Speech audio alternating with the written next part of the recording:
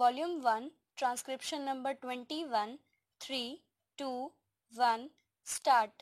Now, coming back to the question of minorities, you will please find why this particular resolution has been so widely put in that it might include a religious minority as well, a linguistic minority as well, or an economic minority, as some honorable members rightly pointed out. Para. Now, sir, a question arises whether there ought to be any such protection in so far as a particular type of minority is concerned. I shall deal with the question of minorities at some length, but you will please find, sir, what the honorable mover wants is that there ought to be a permanent minorities commission. It ought to be endowed with statutory powers. Therefore, sir, an attempt is being made for the first time by my honorable friend for driving a wedge between a community and a community. Para. So far as the Constitution is concerned. As my honorable friend rightly pointed out, whenever the question of minorities arises, we have to be extremely careful. The Constitution is a very sacred document which has embodied all the different aspects of the common question of India's nationality.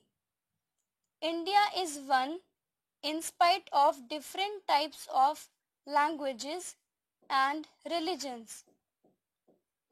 But in the midst of all these diversities, we have to develop a common nationality. Therefore, whenever we consider the question of the development of the nation and the interest of the nation, you cannot afford to think in terms either of religion or of language. Para. It is true, sir, that there are different religions. It is also true that there are different languages. Therefore, a question arose and the framers of the Constitution had to devise a constitution in the midst of the unity of India with certain diversities here and there. For that purpose, what they did was they devised a common nationality for the whole of India, and in so far as religious minorities were concerned, they were given certain rights. I would not go into the details regarding the provisions of the fundamental rights regarding the practice of religion. Certain rights have been given to the religious minorities, and beyond that, it would not be proper to bring in the religious minorities for political rights. For that, we have to be extremely careful. I would also point out that while we have to develop a common nationality, the members of the Indian nation have to understand that we are one nation. Therefore, certain rights in respect of religious minorities were given.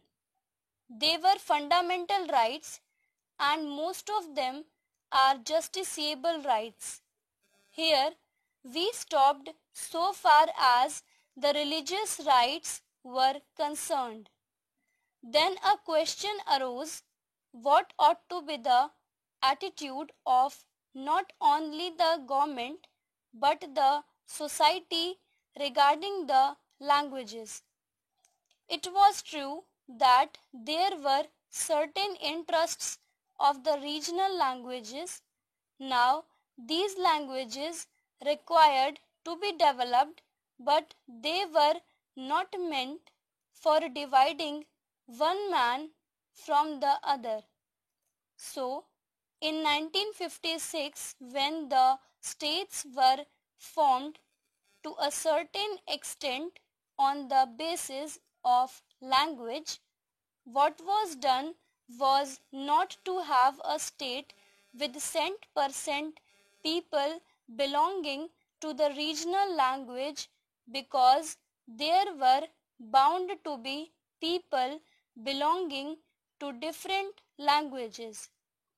That was the reason why this question was considered at great length, and the States Reorganization Commission also went into this question of linguistic minorities.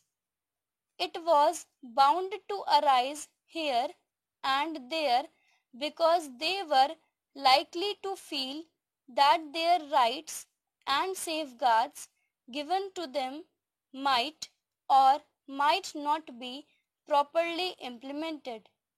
So this question was considered first by the States Reorganization Commission, and they dealt with the question whether we should have a permanent minorities commission. They went into it very carefully and shrewdly.